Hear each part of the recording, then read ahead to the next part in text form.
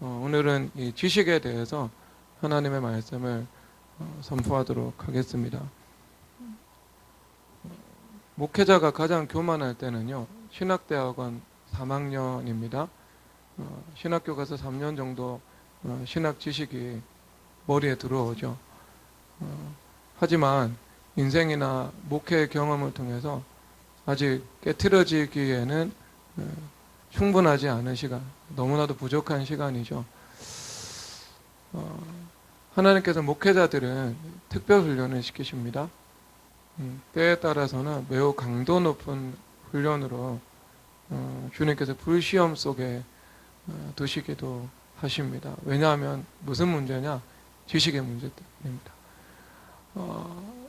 지식은 우리 가운데 교만을 준다 말씀을 하고 있죠. 최고의 지식이 신학의 지식이기 때문에요. 하나님을 아는 지식, 성과학을 말씀으로 분별하는 지식이죠. 그래서 그것은 우리 가운데 교만은 않습니다. 근데 그 교만으로 판단은 저절로 나올 수밖에 없죠. 그래서 신학을 배우면은 저절로 내 영혼의 죄성이 그런 모양을 가지고 있기 때문에요. 하나님의 말씀을 믿음으로 은혜로 받기보다는 판단하면서 받는 것, 이것이 나타납니다. 이것은 신학을 공부 안 하면 안 해도 알 수 있지만 신학을 공부해보면 다 알 수 있습니다. 이건 무조건 찾아옵니다. 그리고 이 찾아온 것을 다루어 나가야 되죠.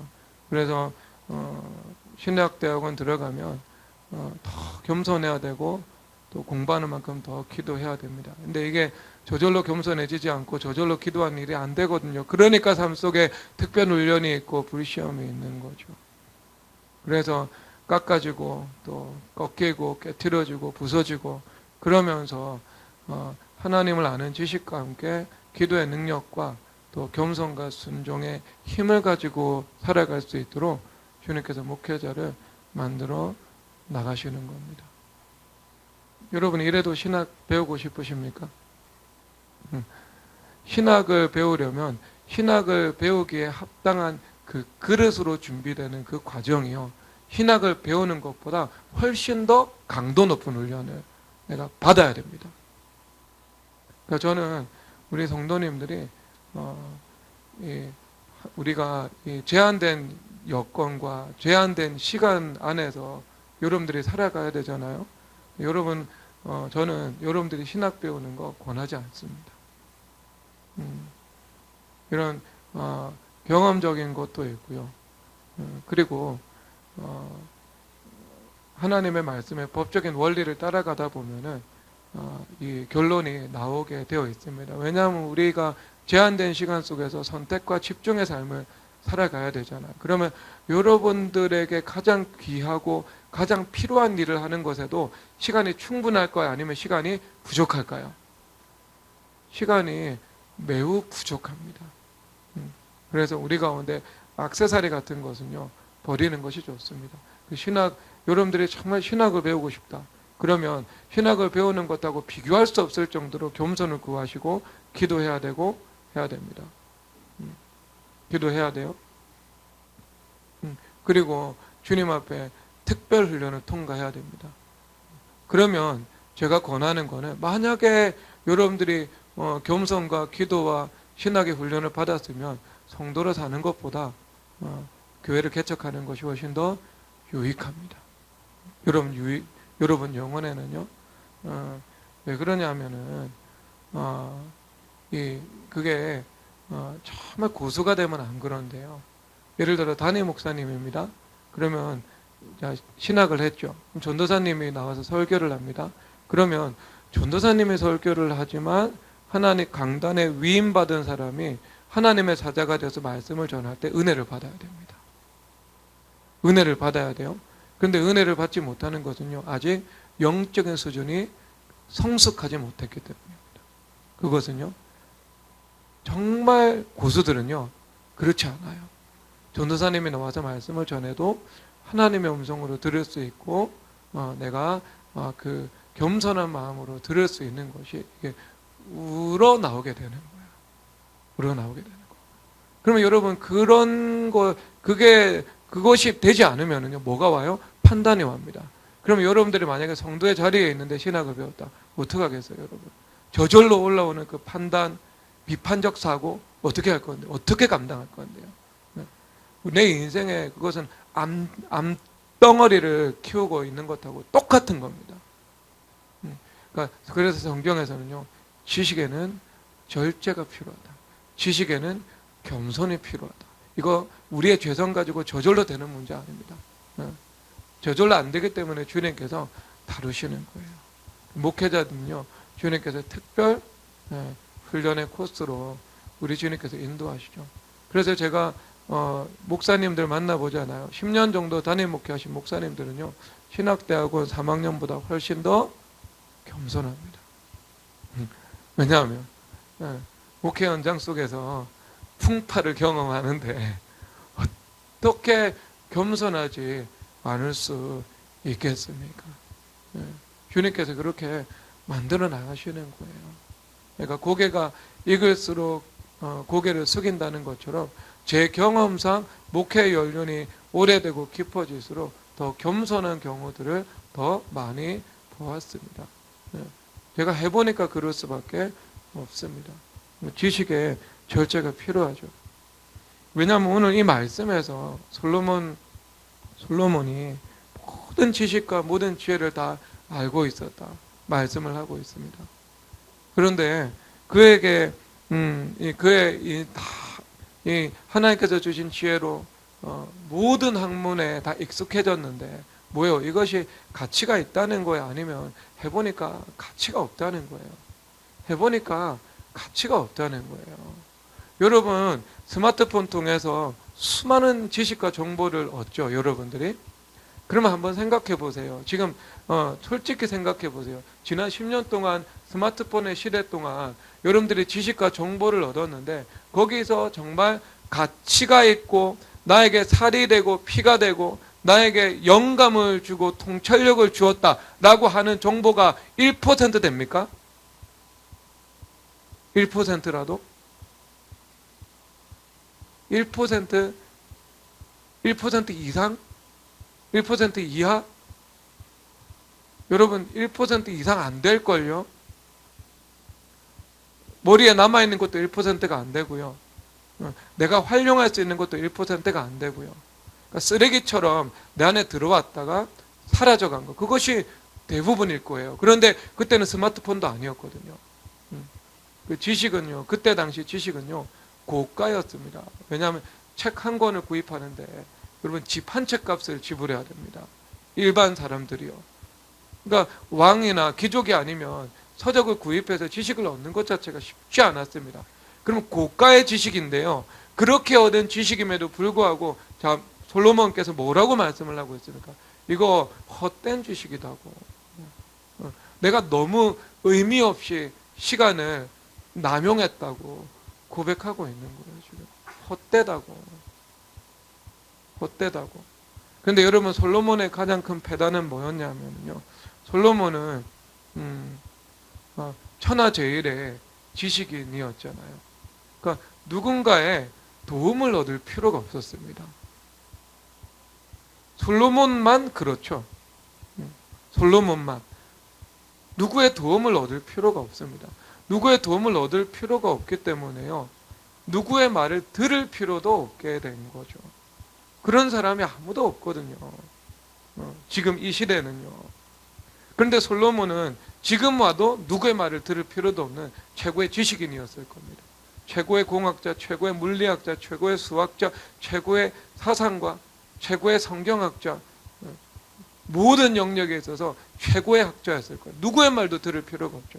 그러니까 누가 없었어요? 솔로몬에게는요. 선지자라는 존재가 없었습니다. 이스라엘에는 선한 왕부터 악한 왕까지 다 선지자가 있었습니다. 다윗도 선지자가 있었고요. 시드기야 왕 시대에도 예레미야 선지자가 있었습니다. 안 들어서 그렇지. 그런데 솔로몬에게는요. 선지자가 없었어요. 그냥 선지자가 필요하지 않은 거죠. 왜냐하면 모든 것을 다 알고 있으니까. 그런데 이 모든 것을 다 알고 있다는 사실이 그의 인생에 도리어 함정이 되어서 누구의 말을 듣지 않고 우상숭배로 빠져들어가는 그 중요한 원인이 되었고요.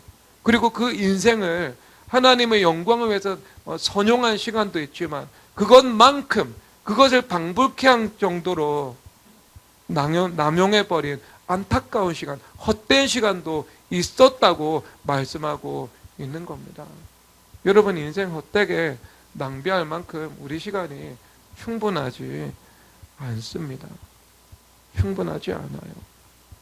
그리고 우리가 또 경계해야 되는 것은 뭐냐 하면은요, 그러니까 규모 없이 연장선이지만 다양한 지식을 추구하는 삶은요, 우리가 경계해야 됩니다.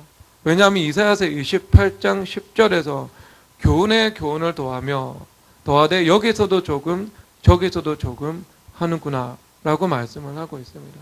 어리석은 부자가 곳간에 평생 먹을 양식을 쌓아두었죠. 그런데 문제는 어떤 문제가 있었죠? 하나도 쓰임받지 못했죠. 빈손으로 왔다가 빈손으로 가는데 써보지도 못하고 죽었습니다. 쓰임받지 못한 물질이라면, 부라면 무슨 의미가 있겠습니까? 여러분, 제가 가지고 있는 그 지식 중에 제일 쓰임받지 못했던 지식이 뭐냐면요, 제가 할 줄 아는 게 하나가 있습니다. 할 줄 아는 게 피아노 곡을요 한 5개를 암기해서 칠 수 있습니다. 아들인들을 위한 발라드부터 시작해가지고요. 왜냐하면 20대 초중반에 여자 꼬시려고 그 유일한 의도를 가지고요 피아노 5곡 암기했습니다. 지금은 기억이 한 10% 정도밖에 나지 않네요. 그런데 제 인생에 가장 무가치한 일이었어요.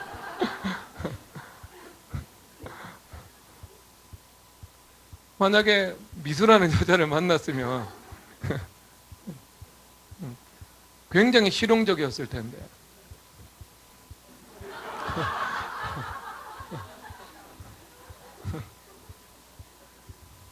악수가 될 테니까 사용하지도 않았죠. 필요가 없어요. 그런 지식은. 그렇죠. 이건 뭐 그냥 이거 필요 없죠. 근데 이것 외에도요, 우리가 쓰임 받지 못하는 그 지식을 어리석은 부자처럼 우리 이 뇌라는 지식의 곳간에 채워넣고 있는 것들, 그리고 채우려고 시도하는 것들이 많이 있지 않겠습니까? 사람에 따라서는 어떤 사람, 지적인 만족과 유의를 추구하는 그 경량성을 가지고 있는 사람은, 사실 대부분은 여기서 그런 성향을 가지고 있는 사람은 많이 없을 겁니다. 그러니까 오늘 설교의 징검다리지 이 말씀은 사실 목적은 아닙니다. 경계해야 될 것을 말하고 있는 거죠. 지식적 경량성, 철학적 경량성을 가지고요, 온전한 지식도 아니고 필요한 지식도 아니고 전문적인 지식도 아닌데 내가 삶의 액세서리와 같은 것이고 오히려 나에게 교만의 통로가 될 뿐이고, 그리고 나의 시간을 허비하게 만드는 것인데, 이 제한된 시간을 살아가는 제한된 그 인생을 무가치하게 만들고 아깝게 만들어 버리는 일을 경계해야 된다. 이것을 말씀하고 있는 겁니다. 그래서 성경에서 이렇게 말씀을 하고 있죠. 에베소서 5장에서 15, 16절에서 그런즉 너희가 어떻게 행할지를 자세히 주의하며 지혜 없는 자같이 하지 말고 오직 지혜 있는 자같이 하여. 그 다음 무엇이겠습니까? 지혜 있는 사람은 세월을 아끼라 때가 악하니라 말씀을 하고 있습니다. 시간을 아끼라는 겁니다. 우리에게 주어진 시간이 많지 않다. 우리에게 주어진 시간이 충분하기보다는 부족하다. 그러므로 너희들은 세월을 방탕하게 낭비하며 살아가면 안 되고 세월을 아껴야 된다. 이렇게 말씀하고 있는 겁니다. 이것은 아마 연세가 연세가 많으면 많을수록 더 깊이 체감할 겁니다. 우리에게 남은 시간이요 많지 않습니다. 그래서 전도서 12장 1절에서 너는 청년의 때 너의 창조주를 기억하라 곧 공고한 날이 이르기 전에. 그래서 공고한 날이 언제 이른다고요? 곧 공고한 날이 도둑처럼 강도처럼 내 인생 가운데 찾아올 수 있다고. 이것은 두 가지 의미가 있죠. 내가 하나님을 기억하지 않고 마음대로 살아가다가 인생을 결산하시는 하나님께서 우리의 삶 속에서 주님께서 판단하시기 위해서 내려오시는 때가 있죠. 우리 인생에. 그 중간 결산하실 때가 있습니다. 달란트를 맡기고 왕이 다고기가 갔다가 돌아온 것처럼. 이것은 죽음 이후의 순간이 아니죠. 죽음 이전의 순간이죠. 그래서 우리 인생의 중간 결산하실 때, 그러면 내가 그때 내 인생에는 공고한 일이 닥치게 되는 것을 말씀하고 있습니다. 그리고 또 이것은요, 모든 사람들에게 닥치는 공고한 날, 아무런 낙이 없다고 하는 날. 그래서 내가 나이가 들어서 이제 더 이상 활동할 수가 없고, 나에게 주신 정신이나 육체적인 힘을 가지고 하나님 나라의 영광을 위해서 봉사하기보다는 내가 집 안에서 외출하지 못하는 그런 삶 가운데에서 기도와 말씀으로 주님께서 부르시는 그날을 기다려야 하는 그때가 오기 전에 남은 시간을 계수하라, 주님께서 말씀하고 있는 것입니다. 그래서 시편 90편 10절 11절에서는요, 주님께서 우리의 날, 연수가 70이고 강건하면 80이라도 신속히 가니 우리가 날아간다고. 그런데 그 다음 우리 날 계수함을 가르치사 지혜로운 마음을 얻게 하소서. 그래서 시간을 계수하라고 말씀하고 있는 겁니다. 우리에게 남은 시간이 지금 얼마나 있는지, 남은 시간이 얼마나 있다면 지금 내가 해야 되는 중요한 일은 무엇인지 생각하라고 말씀하시는 것입니다. 남아있는 시간이 각자에게 있죠. 남은 청년의 시간이 있고, 남은 노년의 시간이 있고, 남은 장년의 시간이 있지요. 그래서 그 남은 시간 가운데 내가 해야 되는 것, 그것을 생각하라는 것이죠. 우리가 이 시간을 잘 활용해서 하나님의 영광을 위해서 남겨야 하지 않겠습니까? 아직까지 육체와 정신에 힘을 주셔서 교회에 올 수 있고 주님 앞에 기도할 수 있고, 그리고 내가 하나님께서 주신 그 사명을 이룰 수 있고, 그리고 내게 주신 남아있는 그 건강을 가지고 봉사할 수 있는 삶을 살아갈 수 있을 때 내가 영원한 삶, 천국의 상급과 연결된 그 삶을 살아가라고 주님께서 말씀하고 계신 것입니다. 그러면 내 삶 속에서 무엇이 필요하겠습니까? 당연히요. 남은 시간이 적으면 적을수록 내 인생에 거룩한 가지치기가 필요하겠죠. 그래서 요한복음 15장에서 말씀을 하시는 것처럼 너희가 더 열매를 얻게 하기 위하여서 우리 주님께서 우리 이 가지를 거룩하게 하신다고 말씀하고 계시죠. 내가 내 스스로 내 가지를 쳐야 됩니다. 열매 맺지 못하는 가지, 영생의 열매와 상급과 상관없는 가지, 내 사명과 상관없는 가지, 이것을 내가 분별해서 그 가지를 잘라내어야 하는 것을 말씀하고 있는 것입니다. 그래서 그 꼭 필요한 일, 그 일에 내가 선택과 그 집중의 삶을 살아가야 함을 하나님께서 우리 가운데 말씀하시는 것입니다. 그래서 내려놓을 것 내려놓아야 되고, 우리 삶 속에서 추려낼 것 추려내어야 하고, 잘라낼 것 잘라내어야 합니다. 그래서 가장 거룩한 일들, 가장 주님 품 안에서 내가 천국의 상급을 쌓을 수 있는 일들, 그리고 내가 이 땅 가운데 하나님 나라의 사명을 이루는 일들, 그 일들과 관련된 것에 나의 모든 시간을, 자원을 집중해야 하는 것, 이것이 지혜로운 일이라고 주님께서 말씀하고 계신 것입니다. 그래서 여러분 각자에게 필요한 일도 있겠지만 각자에게 헛된 일도 있겠지요. 그래서 그 헛된 일들을 여러분 각자의 삶 속에서 분별하고 잘라낼 필요가 있을 것입니다. 그래서 가장 이 기초적인 것은요, 우리 안에서 이 죄악의 시간을 잘라내는 것이겠죠. 죄와 함께 보내는 시간이죠. 물론 여러분, 이것은 여러분 가운데 쉼을 누리지 말라, 이것을 의미하는 것은 아닙니다. 이것은 삶의 균형은 매우 필요합니다. 요즘에 근면의 말씀을 많이 전했죠. 그 말씀을 전했으니까 저도 근면한 삶 살기 위해서 노력을 많이 하거든요.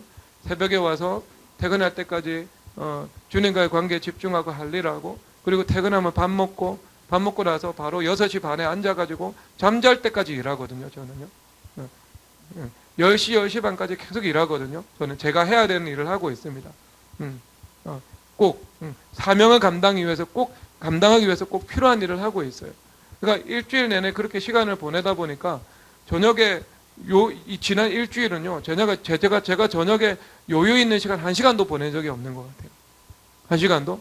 그러니까 주님께서 말씀하시더라고요, 저한테. 너는 김의진이 아니라고. 그래서 좀 균형을 잡아야 되겠다, 다시.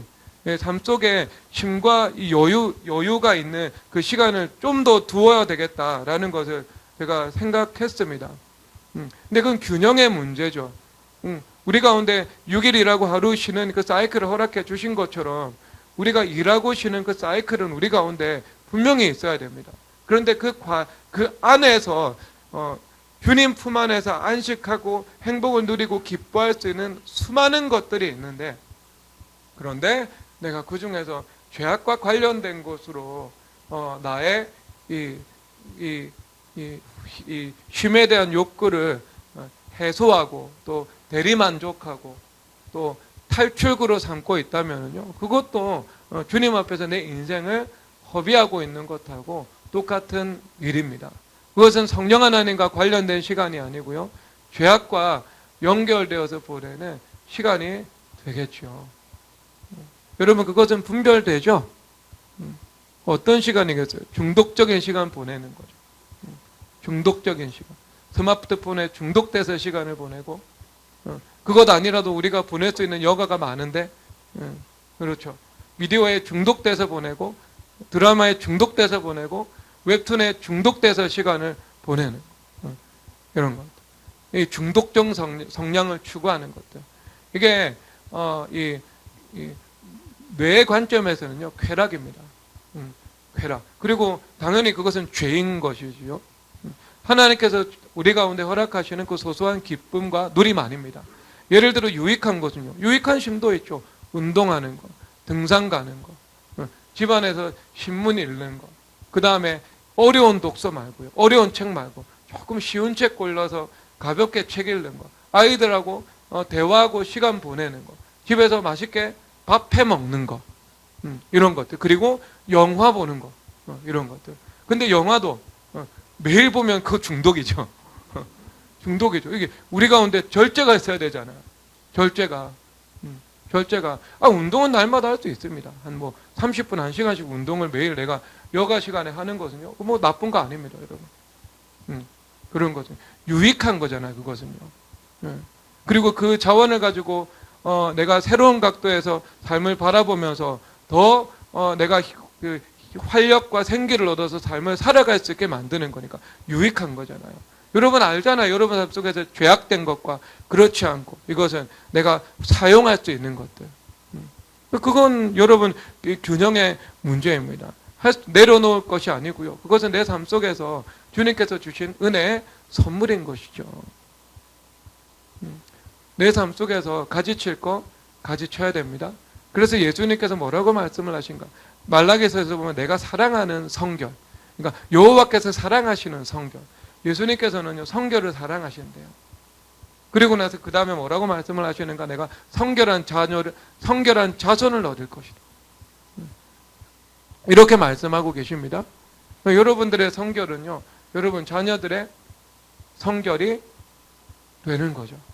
여러분들의 자녀들이 성결하게 은혜롭게 잘 커가는 모습을 바라보면 얼마나 그것이 또 하나님께서 주신 행복이고 기쁨이겠습니까? 그 은혜를 하나님께서 여러분 가운데도 주시기를 원하시죠. 원하시죠. 그래서 또 그런 여가 시간이 있다면 마음을 가꾸는 것들, 이것도 복되지 않겠습니까? 아주 복된 일입니다.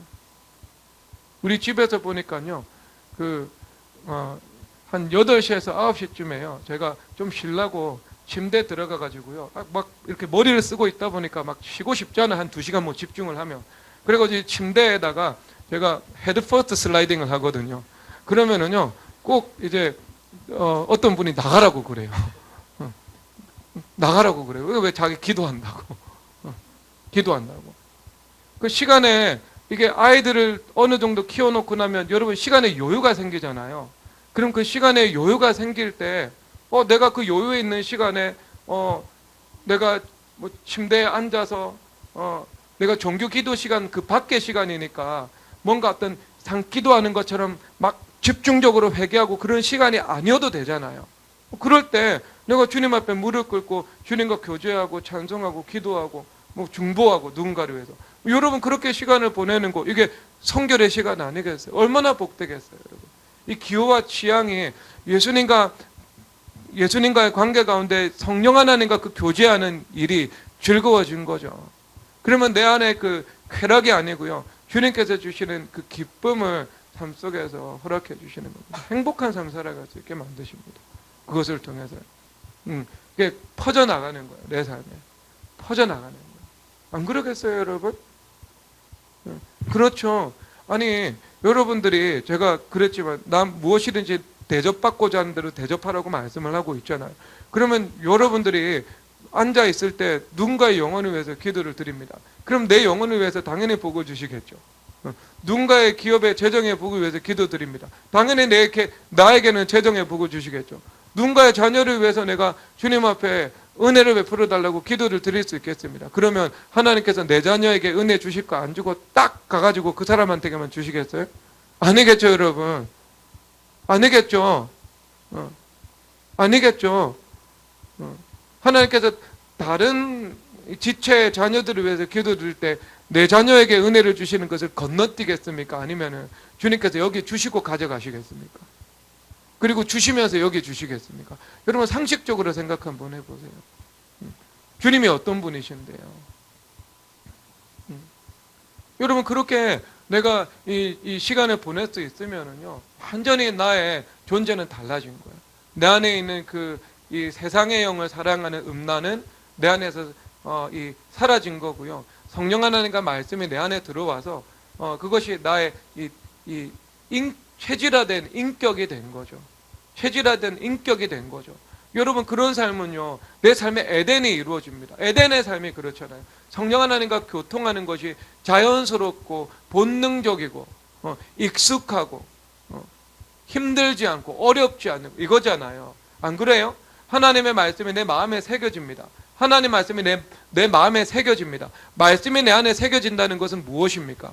말씀이 내 안에 새겨졌기 때문에 그 말씀에 따라서 내가 움직여 나가는 것이요, 더 이상 힘들고 어려운 일이 되지 않는다는 거예요. 쉬운 일이 되고 가벼운 일이 된다는 것입니다. 여러분 그러면 그게 얼마나 이게 우리 인생에 유익한 결과로 나타나겠습니까? 사명을 감당하기 위한 나의 준비도 그때부터는요, 힘들고 어려운 일이 아니고 쉽고 가벼운 일이 될 수 있음을 말씀해 주고 있는 거죠. 말씀이 내 안에 기록된 거니까요. 내 안에 체질화가 된 거니까 피팅이 되는 것입니다. 자, 그래서 우리가 이제 이 필요한 지혜와 지식에 대해서 살펴봐야 되는데요. 필요한 지혜와 지식은요, 먼저 인격적인 지식입니다.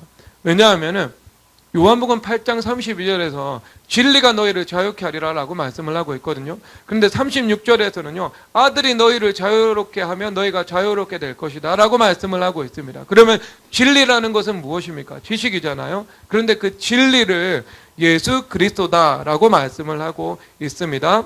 그래서 인격적인 예수님을 인격적으로 알 수 있는 것, 이것이 참된 지식임을 말씀을 하고 있습니다. 그래서 이사야서 11장 9절에서 여호와를 아는 지식이다 라고 말씀을 하고 있을 때 그것은 머리의 지식을 말을 하는 것이 아닙니다. 그것은 경험적인 지식입니다. 부부가 서로를 친밀하게 아는 것처럼 친밀하게 아는 거죠. 성령 하나님을 통해서 말씀이 내 안에 들어와서 그 말씀이 내 안에서 하나씩 하나씩 실현되는 것, 이루어져 나가는 것, 그것을 보면서 그 말씀이 체화되는 것을 내가 살과 피가 되는 것을 내가 보고 경험하고 느끼면서 얻게 되는 그 지식이 지식인 거예요. 그러니까 신학대학원생이 신학교 가서 신학 배우는 것은 지식이 아닙니다. 성경적인 관점에서 그것은 신학 정보에 불과한 거예요. 정보에 불과한 거예요. 그것이 아니고 그 하나님의 말씀을 믿는 믿음과 기도와 회개와 순종과 그리고 때로는 그 연단과 함께 그 말씀이 내 안에서 실현될 때 그것이 온전한 지식이 되는 것이고요. 그리고 성령 하나님과 성령과 말씀과의 관계 안에 있는 그 친밀함이 내 안에 이루어지는 것, 이것이 이 인격적인 지식입니다. 여러분, 그 인공지능하고요, 인공지능하고 사람하고 뭐가 다를까요? 가장 결정적인 차이가 무엇이라고 생각하세요?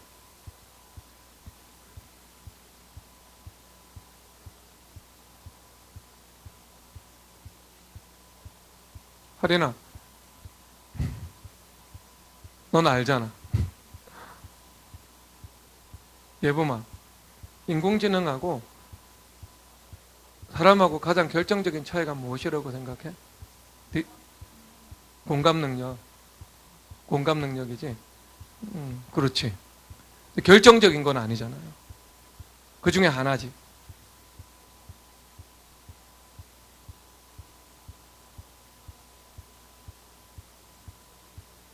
우리 컴퓨터 공학 전공하신 우리 형제님, 병익 형제님. 인공지능하고요,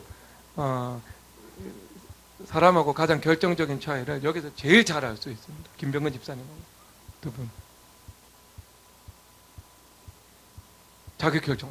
이게 고차원적인 걸로 갔습니다. 자기 결정. 결정.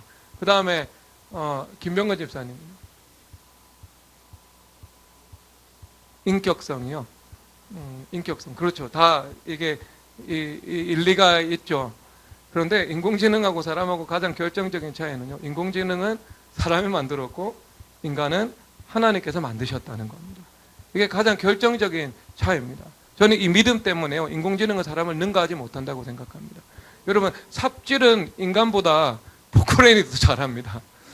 한 개 중대가 와서 하루 종일 해야 되는 일들을요, 공병대 포크레인이 오면은 2시간 만에 끝내버립니다. 그렇죠. 그런데 포크레인은요, 삽질만 잘해요. 삽질만.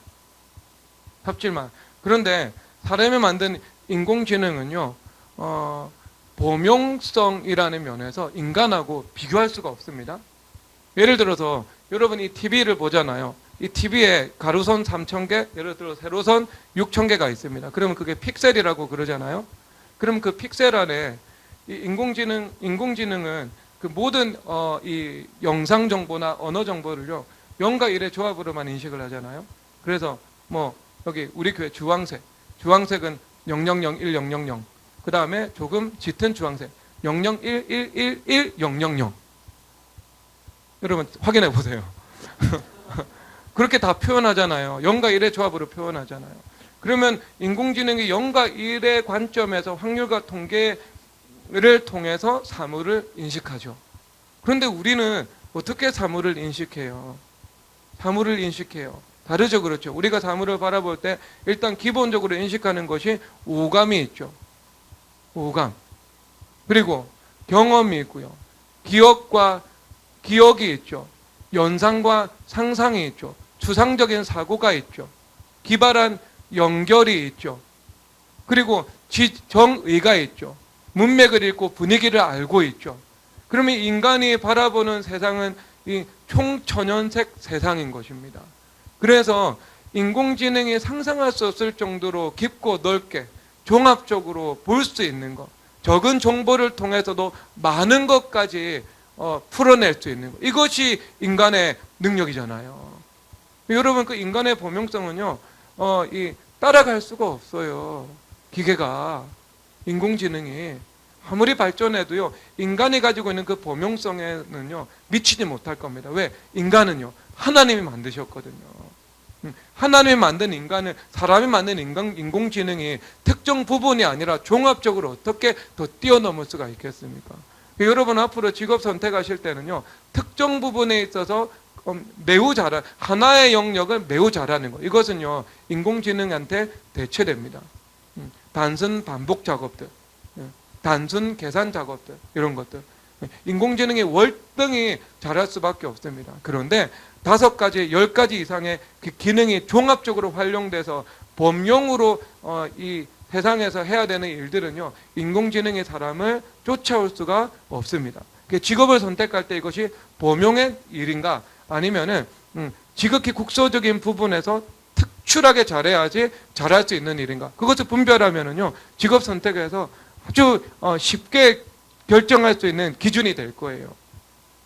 여러분, 그러면 0과 1로 아는 지식이 지식이에요? 아니죠. 그러니까 우리가 단순히 인격적인 것과 인격적인 예수님을 아는 인격적인 지식이 아니면은요, 그것은 참된 지식이 아닙니다. 그것은 정보예요. 0과 1로 세상을 인식하는 것하고요 똑같은 거예요. 안 그러겠어요? 여러분, 예수님을 바라보는 것도 똑같잖아요.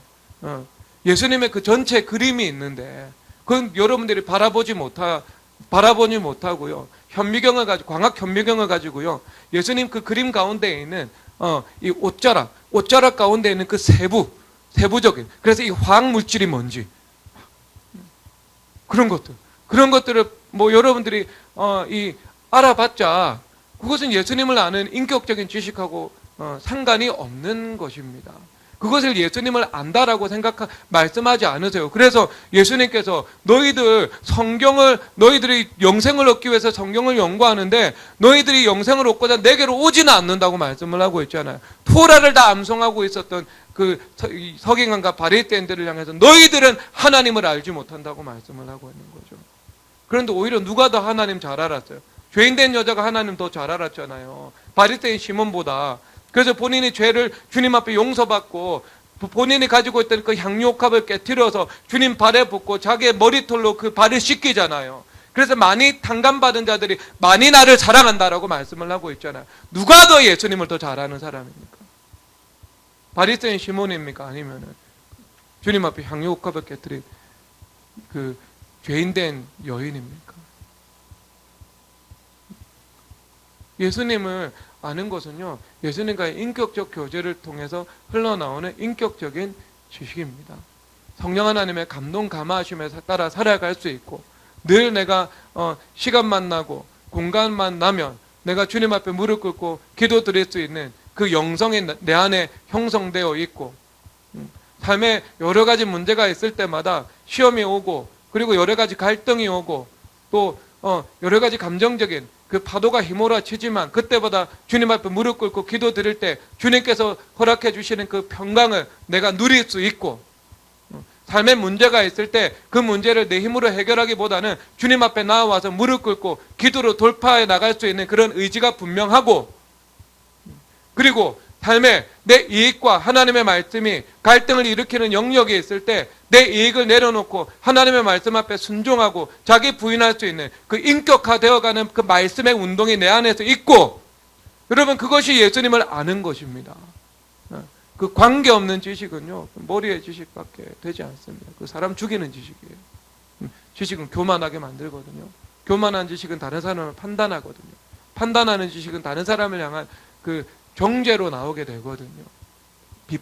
그러니까 내 영혼을, 비판적인 사고로 내 영혼을 죽이지만 또 다른 사람에게도 해를 끼치게 되는 이 거짓된 지식인 것입니다.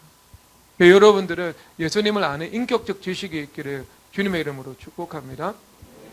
그러면 그 인격적 관계 가운데요, 삶 속에서 임하는 크고 작은 파고들은요, 주님과의 관계에서 다 헤쳐나갈 수가 있습니다. 여러분, 믿음으로 극복해 나갈 수가 있습니다. 우리 자녀들이요, 당연히 주님과 인격적 관계가 있는 자녀들로 키워나가야 되겠죠. 그러니까 아이들이 산기도 시키는 거죠. 이 바쁜 아이들. 자, 그리고 또 이제 우리가 어떤 지식이 필요하냐면요, 말씀을 믿는 믿음으로 만물을 바라보는 영안의 틀이 우리 가운데 구축되어야 합니다. 그것은요, 성경 말씀에 대한 이 인격적 관계 가운데에요, 말씀을 믿는 믿음으로 세상을 바라보는 틀이 구축되어야 되죠. 그래서 신명기 4장 6절에서 이렇게 말씀하십니다. 너희는 지켜 행하라. 이것이 여러 민족 앞에서 너희 지혜와 너희 지식이라. 그들이 모든 규례를 듣고 이 큰 나라 사람은 과연 지혜와 지식이 있는 백성이로다 라고 말씀하십니다. 여러분, 여기서 이 큰 나라라고 말을 하는데요, 이 큰 나라의 영어 성경을 보니까요, Great Nation이더라고요. Great Nation. 그래서 지금 G7, 그 다음에 G20, 그 G가 Great이라는 단어죠. 그렇잖아요. 그래 great power 이러면 강대국 이렇게 이야기를 하잖아요. middle power, 중진국 뭐 이렇게 이야기를 하지 않습니까? 그러면 여러분 이스라엘은 작은 나라잖아요. 영토도 작고 백성의 수도 다른 민족들보다 더 적습니다. 예전이나 지금이나. 그런데 그 나라가 어떻게 된다고요? Great Nation이 된대요. 그런데 그 Great Nation이 되기 위한 전제 조건이 무엇이죠? 그 전제 조건은요. 그것은 지혜와 지식이죠. 지혜와 지식. 그런데 그 지혜와 지식이 어떻게 형성된다고 말을 하고 있죠? 그것은요. 율법을 지켜 행하는 것으로 형성된다 말씀을 하고 있습니다. 그러니까 하나님 율법을 지켜 행한다는 것은요. 내 마음 이게 신명기 30장에서 내 마음 가운데 하나님의 말씀을 두셨다라는 그 말씀이 이루어지는 것입니다. 그러니까 서기관과 바리새인의 의처럼 내가 율법의 외적 계율을 외적으로 따라가는 삶을 주님께서 지켜 행한다고 말씀하지 않습니다. 이 지켜 행하는 것은요. 성령 하나님의 도우심이 필요합니다. 그래서 영으로 되는 것이고요. 하나님의 은혜로 됩니다. 구약에 하나님의 은혜가 없었다고요? 구약에요? 구약에 하나님의 은혜가 없었다고요? 무슨 소리 하십니까? 말도 안 되는 소리 하지 마십시오. 시편에서 시편 기자들이 뭐라고 기도드리고 있는데요. 주여 내가 주님께 부르짖으오니 내게 은혜를 베푸소서. 여러분 신약의 백성도 은혜로 살아가야 되지만 구약의 백성들도요 은혜로 살아가야 돼요. 구약의 믿음의 사람들이요 자기 힘으로 율법주의 삶을 살아가지 않았습니다. 그들도요 하나님의 은혜에 의해서 믿음으로 살아갔습니다. 왜? 구약에서 말씀을 하고 있잖아요. 주님 나에게 은혜를 베푸소서. 은혜를 베푸소서. 그들도요 하나님 말씀에 순종할 수 있는 능력을 얻기 위해서요 주님 성전을 늘 가까이 하면서 하나님의 은혜를 구하는 삶을 살아갔습니다. 그래서 그 은혜를 받은 사람들이 그들이 믿음의 삶을 살아갈 수 있었던 것입니다. 그렇죠? 그러니까 율법을 지켜 행하라. 이것은 하나님의 성령, 하나님의 은혜가 없이는요 안 되는 일인 거죠. 제가 주말 캠프 하면서 아이들 독서 교육을 할 때요 몇 번 유혹에 빠졌다가 주님께서 제지하신 적이 있는데요. 그거에 철학적 관점을 가르치려고 할 때 주님께서 저를 제지하시더라고요. 몇 번 제가 제지당했습니다. 몇 번을? 근데 여러분 철학적 관점에서 예를 들어 텍스트를 해석하잖아요. 레미제라블, 그 다음에 죄와 벌, 그 다음에 이런 텍스트를 해석하잖아요. 그러면 해석하는 사람 마음인 거 아시죠? 요즘에는요. 작가의 의도하고는 상관없이 해석합니다. 요즘 분위기가 그래요. 그래서 나네아 연대기 책 보면 논문 보면은요. 페미니즘의 관점에서 나네아 연대기를 이렇게 해석을 합니다. 그래서 거기서 하얀 마녀라는 CS 하얀 마녀가 나오거든요. 그러면서 이것은 이 정통적인 이 여성을 억압하는 남성주의적인 관점에서 이 악의 창시자가 마녀로 등장한다고. 그럼 제가 이야기를 하고 싶어요. 이 세상 가운데 악을 끌고 온 사람은요 디고리의 외삼촌이었던 남자 앤드류거든요. 그러면요 그러면 여러분 남성 차별이에요. 그게 C.S. 루이스는 의도한 바가 없는데 그렇게 해석을 하더라고요. 근데 그 관점을 아이들에게 뭔가 말을 시도하려고 하면은요 주님 제지를 하십니다. 제지를. 왜 그럴까요, 여러분? 왜 그럴까? 왜냐하면 성경 마태복음 12장에서 이렇게 말씀을 합니다. 쌓은 선에서 선이 나옵니다. 쌓은 악에서 악이 나옵니다. 그런데 여러분 이 선한 것이라는 것은요 그냥 내가 착한 거 이런 것만 이거 당연히 선에 들어가는 거예요. 근데 이것만 선에 들어가는 것이 아니고요 하나님께서 이 땅에서 베푸시고자 하는 모든 아름답고 복된 것을 여기서 선이라고 이야기를 하는 겁니다. 그러니까 내가 안에서 선을 쌓으면은요 선한 열매를 보게 되는 거예요. 좋은 나무가 좋은 아름다운 열매 맺는 것처럼 악을 쌓으면은요 내가 악을 보게 되는 거예요. 악을 내니까. 그렇죠. 그러니까 이 아이들 가운데 다른 복음이 들어가고 다른 관점이 형성되면 이 다른 틀을 통해 가지고 다른 말이 나오고 다른 영향력이 나올 수 있게 되는 거죠. 그런데 그것은 누가 가장 먼저 먹게 되는가? 자신이 먹게 되는 거죠. 그렇죠. 그 열매는 자신에게서 맺어지는 열매니까요. 사과나무에서 사과 열매가 맺어지고 무화과나무에서 무화과 열매가 맺어지는 것처럼 그것은 자기가 내는 열매니까요. 자기가 내는 열매니까. 그러면 여러분, 하나님께서 요것을 우리 삶 속에서 빼내고 제거하기 위해서, 가지치기 위해서 우리가 그 성령 하나님의 그 불을 통과해 나가야 되거든요. 그것을 없애기 위해서는요. 그러니까 왜 그것을 교육하냐, 그거 필요 없다, 이런 거죠. 그러면 주님께서 원하시는 게 무엇이냐? 철저하게 하나님 중심의 사고 체계와 틀을 아이들한테 구축시키는 것이고요. 그리고 그 다음은 예수님 몫입니다. 이것도 예수님과 함께 하는 건데요. 그 다음에는 성령 하나님께서 무엇을 하시겠는가? 그 다음부터 주님께서 행해 나가시는 것이 지혜와 지식을 각각의 아이들의 인격과 인생 속에서 열어가신다는 거예요. 그렇죠. 이게 어떤 사람은 축구를 잘하는 지혜와 지식으로, 어떤 사람은 머리를 잘 만지는 지혜와 지식으로, 어떤 사람은 그림을 잘 그리는 지혜와 지식으로, 어떤 사람은 연구를 탁월하게 잘하는 지혜와 지식으로 각각에게 주신 하나님의 사명과 소명과 은사와 재능에 입각해서 하나님께서 지혜와 지식을 열어가신다고 말씀하신 거예요. 성경적이죠. 그렇죠. 율법을 지켜 행하라. 그런데 이것이 너의 지혜와 지식이다. 그런데 그 지혜와 지식이 어떻게 했다고요? 사람들로부터 인정 못 받는 지혜와 지식이 아니죠. 왜? 주변에 있는 이방 사람들이 이 큰 나라 사람, 이 great nation, 이렇게 말씀을 하고 있잖아요. great nation이 된다니까요. 민족도 그렇지만 각 사람이. 그런데 그것이 어디에서 나온다? 율법을 지켜 행한다. 율법과 내 인격의 결속, 하나님 중심의 그 관점, 그 성경적 세계관 틀이 그 안에 아이들에게 굳건하게 구축이 될 때 그것과 함께 성령 하나님께서 지혜와 지식의 세계를 열어가신다고 말씀하고 있는 거예요. 열어가신다고. 성경적입니다, 여러분. 이 수직적인 사고에서 수평적인 사고가 나온다는 것은요, 지극히도 성경적인 메시지입니다. 이게 신명기 4장 6절에서 주님께서 말씀을 하고 있으니까요. 그래서 하나님 중심의 세계관의 틀이 구축되는 것, 이것은 모든 사람에게 지혜와 지식의 터전이 깃틀이 됩니다. 그것을 통해서 여러분들에게도 지혜와 지식을 열어가는 거예요. 열어가는 거. 여러분, 교회됨 40일 예전 11월 달 가면 하잖아요. 여러분, 교회됨 40일 할 때 그 참 힘들고 어려운 시간을 통과하잖아요. 육체적으로, 시간적으로. 여러분, 그렇게 생각하지 마세요. 왜냐하면은 우리 교회는요, 한강 교회입니다. 좋은 나무 교회하고 비교하면은요.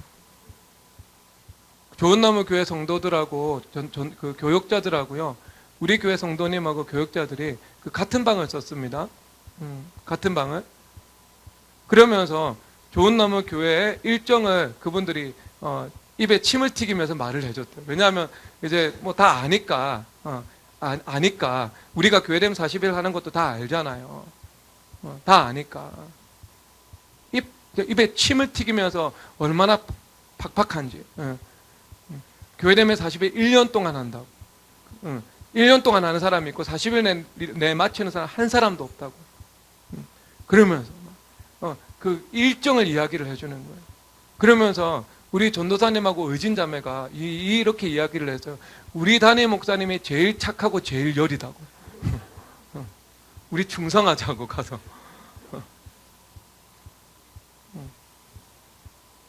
그러니까 여러분, 우리 교회가 한가한 겁니다. 그러니까 좋은 나무 교회 갈 생각하지 마시고요. 여기서 버텨내십시오. 그럼 뭐 신촌연합교회 가까운 데 가자고요? 여러분, 신촌연합교회는 그 일본 선교 왔는데요, 교회됨에 40일 기간이었대요. 그러면 저 같으면은 좀 쉬라, 선교 가는데 쉬어도 된다 해줬을 거예요, 저는요. 그런데 엄태원 목사님은요, 거기 가서 새벽에 일어나서 해라. 애기 엄마들이요, 새벽에 일어나가지고요, 말씀 듣고 정리하고 3명에서 조가 돼가지고 다 내리고요, 3-4시간 하고 선교 시작했습니다. 그리고 밤까지요. 어디를 가요, 여러분?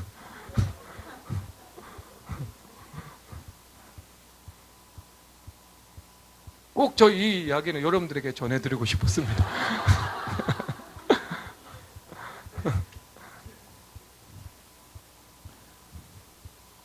그래서 우리 가운데 이 하나님 중심의 그 틀이 세워지고요, 그 틀에 입각해서 모든 만물들을 바라보는 영안이 열릴 때 하나님의 지혜를 주시죠. 그래서 요한복음 3장 34절에서 이렇게 말씀하십니다. 하나님이 보내신 이는 하나님의 말씀을 안 하니 이는 하나님의 성령을 한량없이 주심이니라. 결국 여러분 성령 하나님이 없으면은요, 우리가 하나님의 말씀이 우리 가운데 흘러갈 수 없음을 말씀하십니다. 성령 하나님이 계시지 않으면은요, 하나님의 지혜와 지식이 우리 가운데 풀어질 수 없음을 주님께서 말씀하고 계신 것입니다.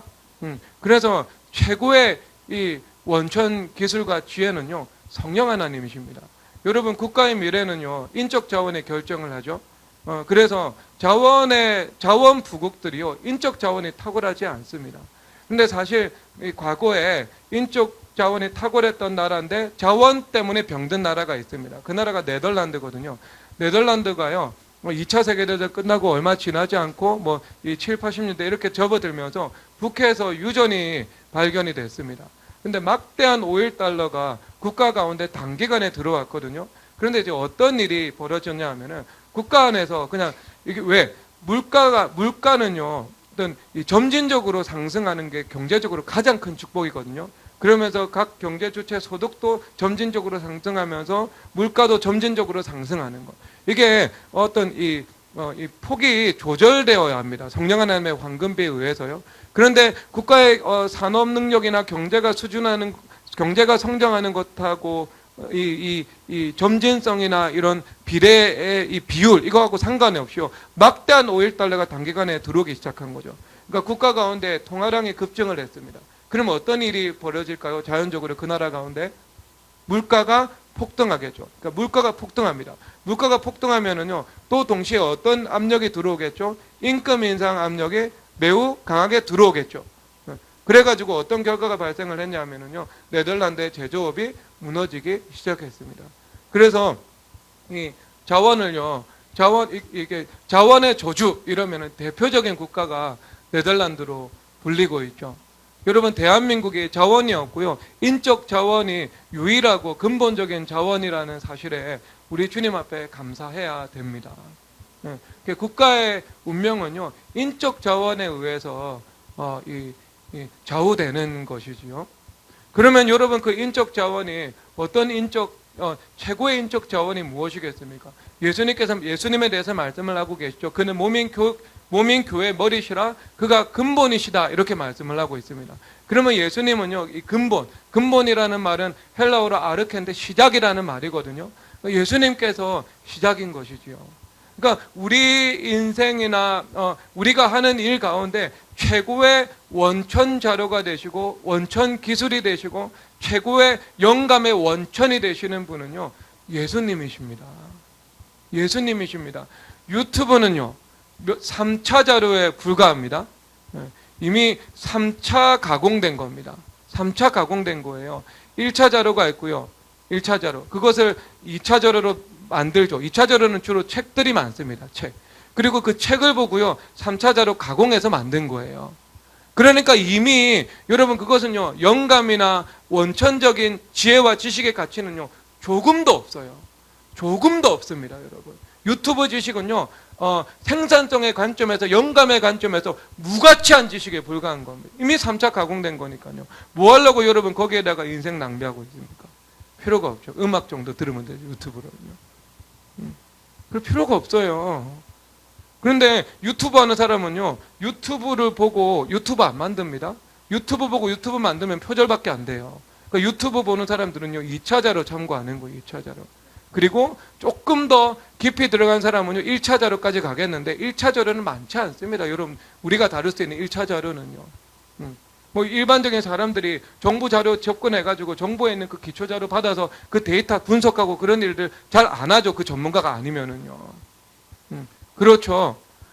여러분들이 18세기, 19세기에 있었던 신문기사나 아니면은 유명 명사들이 주고받은 서간문, 여러분들이 그런 것들, 여러분 찾아낼 수도 없습니다. 그것은요. 그런데 여러분 최고의 1차 자료 되시는 분, 영감의 원천 되시는 분은요, 예수님이십니다. 그래서 하나님의 성령을 받음으로 하나님의 말씀을 한다. 예수님께서 말씀을 하고 있죠. 이는 하나님의 성령을 한량없이 주심이니라. 그래서 성령 하나님께서 우리에게 최고의 지혜와 지식이 될 수 있는 거죠. 다른 사람이 생각할 만한 생각이 아니고요. 다른 사람들이 생각하지 못하는 그 생각이요. 성령 하나님으로부터 나오는 거예요. 성령 하나님으로부터. 우리 이번에 일본 선교 김호근 목사님 사모님이 피아노를 치십니다. 이분이 피아노를 중단했다가 이제 담임 목사님 이 시카고에서 이 남부 시카고 교회 한인교회를 부임 받으시고 난 다음에 피아노 공부를 시작하셨대요. 다시 학교에 다니기 시작했대요. 그런데 교수님께서 피아노를 소리 만드는 법을 가르쳐 주시는데 소리가 아무래도 소리가 안 나오더래요. 소리가. 그리고 나서 일본 선교를 왔습니다. 그 선교 왔다가 다시 돌아갔어요. 그런데 기도를 드리는데 주님 성령 하나님께서 이렇게 말씀을 해주셨대요. 꼬집는 것처럼 건반을 치라고. 꼬집는 것처럼 건반을 치라고. 그냥 주님께서 가르쳐 주셨대요. 그래서 집에서 꼬집는 것처럼 피아노를 쳤대요. 그러니까 만들어지지 않는 소리가 만들어졌대요. 그리고 교수님들이요, 이제 소리가 되기 시작한다. 어떻게 갑자기 이렇게 됐냐고. 여러분, 성령 하나님께서 원천의 그 기술과 지혜를 가르쳐 주신 거예요. 사람들이 가르쳐 주지 않는 것을 가르침을 받아서 여러분 흘러나오게 된 거죠. 그러니까 율법을 지켜 행하라. 이것이 너희의 지혜와 지식이다. 그리고 하나님의 말씀을 하나님께서 성령을 한량없이 주심이니라. 이 말씀이 이루어진 거죠. 여러분, 그 성령 하나님과를 통한 예수님과의 인격적 교제 안으로 들어갈 때, 그때 여러분 세상이 줄 수 없는 참된 지혜와 지식, 유튜브 하는 사람들은 상상도 해낼 수 없는 이 원천 자료, 만물을 창조하신 예수님이라는 원천 자료에서 나오는 그 지혜와 지식을 우리 가운데 주님께서 허락해 주시는 것입니다. 그리고 여러분, 이 두 개가 더 남았는데요. 하나만 하도록 하겠습니다. 또 필요한 지식은요, 여러분들에게 지식은요, 이 장인적인 지혜와 지식이 여러분 가운데 필요합니다. 역대상 4장 14절에서 이렇게 말씀을 하시는데요. 무오노대는 오브라를 낳고 스라야는 요압을 낳았으니 요압은 게하라심의 조상이라. 그들은 공장이었더라. 여기서 공장이라는 말은요, 장인이라는 말입니다. 그런데 여러분, 우리나라도 이 히브리도 족보에 아무나 기록하지는 않습니다. 이 유대 족보는요, 선별적인 족보입니다. 그 수많은 사람 중에 지극히 일부만 기록되어 있고요. 그리고 그 족보를 기록해 나가면서 특별한 사항만 코멘트를 하고 있습니다. 야베스, 나의 환란이 없게 하시고 나의 지경을 넓히고 나의 복을 더하사. 주님 들으셨더라. 그런 게 나오죠. 그리고 여기서 그냥 기계적으로 족보가 쫙 흘러가다가 특별한 것만 나왔어요. 공장만 나왔어요. 여러분, 우리 집안에 족보가 있거든요. 그런데 우리 집안 족보가 직계조상만 기록해 놓은 족보예요. 저희 할아버지가 직접 쓴 족보거든요. 직계조상만 있어요. 그런데 거기서요, 조선 초기에 이조 참판한 사람이 있어요. 그러고 나서 아무도 없어요. 그러니까 족보에 기록을 하는 것은요, 특별한 것만 기록합니다. 특별한 것. 알겠죠? 그러니까 아무나 기록 안 한다고요. 아무나. 그러니까 여기가 봉사, 진사 이런 거 기록이 안 돼 있어. 그러니까 조선 초기에 유일하게 한 사람만 이 기록할 만한 사람이 있고 그 다음부터는 다 별 볼 일 없다는 거죠. 그 기계적으로 기록된 거죠. 그냥. 그러겠죠. 안 그러겠어요? 우리 송진영 간사님 같은 경우는요, 송시열이 기록되어 있어요. 송시열. 그리고 나서 한 2대, 3대 정도는 그래도 그 후손이니까 좀 기록되고, 그다음 쭉 또 기록이 안 되겠죠. 그렇죠? 조선의 고위 강직만 기록한다니까요. 그러면 여기서 똑같은 거 아니겠어요? 족보에 기록된 것은요, 특별한 거예요. 여러분, 조선 족보에 장인이 기록되어 있겠어요? 장인이 기록 안 됐죠. 그런데 유대교 족보에는요, 장인이 기록이 되어 있습니다. 그러니까 유대교 히브리인들이 무엇을 중시하는지 여러분 아시겠죠? 히브리인들은요, 학자 기록 안 했어요. 학자 한 사람도 없습니다. 족보를 봐도. 그리고 관직도 별로 기록을 안 해놨어요. 솔로몬, 다윗, 이건 왕의 지파니까요. 그런데 기록된 것이 보니까 뭔가 믿음에 뭔가 특이사항이 있을 때 기록하고요. 그 다음에 용사라는 언급하고 있습니다. 그러니까 싸움 잘하는 사람들 기록하고 있어요. 중요한 일이니까. 그리고 특별하게 기록된 게 그 제사장 지파를 제외하고서는요, 여기서 기록된 게요, 장인이에요. 장인. 그러니까 히브리적인 문화는요, 장인적인 기술과 지식과 지혜를 가지고 정교한 일을 하는 사람들은 매우 우대한다는 거죠. 그렇죠. 그러니까 예전에 이 동양에서 가지고 있었던 조선과 아니면 명나라적인 사고방식하고 히브리인들이 가지고 있는 사고방식하고는 다르죠. 그렇죠. 어느 나라가 더 산업이 발전할 수밖에 없겠어요. 당연히 조선보다는 이스라엘이죠. 자, 그러면 여러분, 하나님께서 우리 가운데 요구하시는 것이 그런 이 업의 세밀한 지혜와 지식을 갖추는 것, 탁월한 전문성이 우리 가운데 구축되는 것 주님께서 원하시겠죠. 그래서 잠언 27장 23절에서 내 양떼의 형편을 부지런히 살피면 내 소떼에게 마음을 두라 라고 말씀을 하십니다. 선한 목자상이죠. 그래서 요한복음 10장에서 선한 목자는 양들의 이름을 안다고 말씀을 하시잖아요. 선한 목자가 양의 이름을 아는 것처럼 요한복음 10장, 잠언 27장의 선한 목자가 양떼를 부지런히 돌보고 그리고 양떼와 소떼에 대해서 잘 알고 있는 것처럼 여러분들도 세밀하게 구체적으로 하나님께서 여러분들에게 주신 그 사명의 지혜와 지식에 대해서 여러분들이 정통하고 있어야 된다. 이것을 말씀하고 있는 겁니다. 여러분, 이것은 반드시 준비되어야 되는 겁니다. 여러분, 이것이 준비되는 데만으로도, 준비되는 일만으로도 시간이 부족하겠죠, 여러분, 사실상? 시간이 부족하겠죠. 해야 되는 일들은 많고 시간이 부족하고. 그런데 시간이 부족하다 하더라도 이 영역은 여러분들이 반드시 주님 앞에서 준비되어야 하는 이 자산이고 재산임을 주님께서 말씀하고 계신 것입니다. 그렇지 못하면은요, 저절로 직무유기의 상태에 빠져 들어갈 수밖에 없습니다. 그러니까 이거는 그냥 여러분 견적이 나와야 된다 이 말입니다. 견적이 나와야 됩니다. 견적이. 왜 성형외과 의사는 사람을 보면 늘 성형외과 의사의 관점에서 보잖아요. 그렇죠. 그렇죠. 목회자도요, 마음의 성형외과잖아요. 목회자도요, 영혼을 보면 견적이 나와야 돼요. 견적이. 이게 지금 어디쯤 와 있고 지금 어디를 향해 가고 있고 견적이 나와야 되잖아요. 그럼 여러분도 그러지 않겠어요? 여러분도? 여러분이 자영업을 하는 사람이잖아요. 그러면 어떤 거리에 가도 견적이 나와야 됩니다. 여기서 우리 여기서 이런 사업은 되고 이런 사업은 안 된다. 아, 여기는 2년 3년 안에 무조건 이 지역은 이 성장한다. 아, 이 지역은 이제 지금은 좋은 것 같지만 2년 3년만 지나면 쇠퇴할 거다. 여러분, 이게 하나님과의 관계에서 영안을 주실 때 주님께서 여러분 가운데 지혜와 지식을 세계를 펼쳐주시면 여러분들의 업에 대해서는요, 그 정도로 여러분들이 그림을 그릴 수 있어야 됩니다. 본능적으로, 체질적으로요. 그렇게 준비되는 것이 주님 앞에 율법으로 준비되는 거예요. 율법으로. 주님 그것을 원하신다고요. 원하신다고. 그렇죠. 공장이었더라 라고 말씀을 하고 있잖아요. 여러분들에게 그런 은혜가 임하기를 주님의 이름으로 축복합니다. 또 다른 사항은 있지만 이것은 또 다음 기회에 하나님의 말씀을 전하도록 하겠습니다.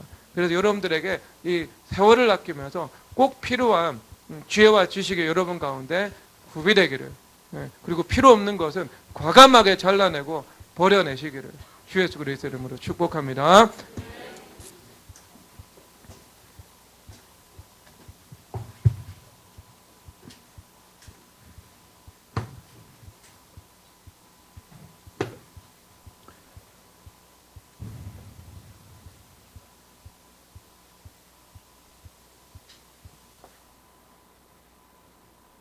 능력 외 능력으로 찬송하겠습니다.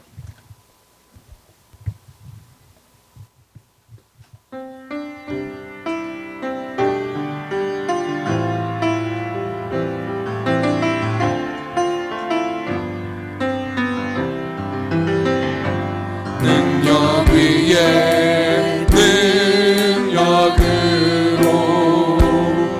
나를 향한 주들이 이루시고 능력 위에 능력으로 내 앞에 일을 주관하시네. 능력 외에 능력으로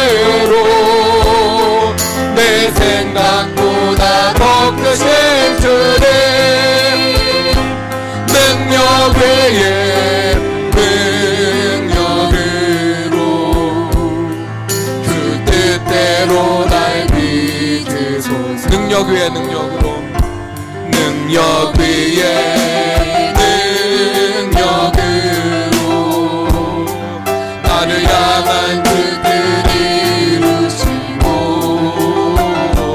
능력 위에 능력으로 내 앞에 일을 주관하시네 능력 위에 능력으로 내 생각보다 더 크신 주님 능력 외에 능력으로 주 뜻대로 능력의 이름 예수 능력의 이름 예수 권능의 이름 예수 모든 강력을 파는 예수 생명 되신 예수 치유의 이름 예수 용서의 이름 예수 자유 주시는 이름 예수 생명 되신 예수 거룩한 이름 예수 빛을 주는 예수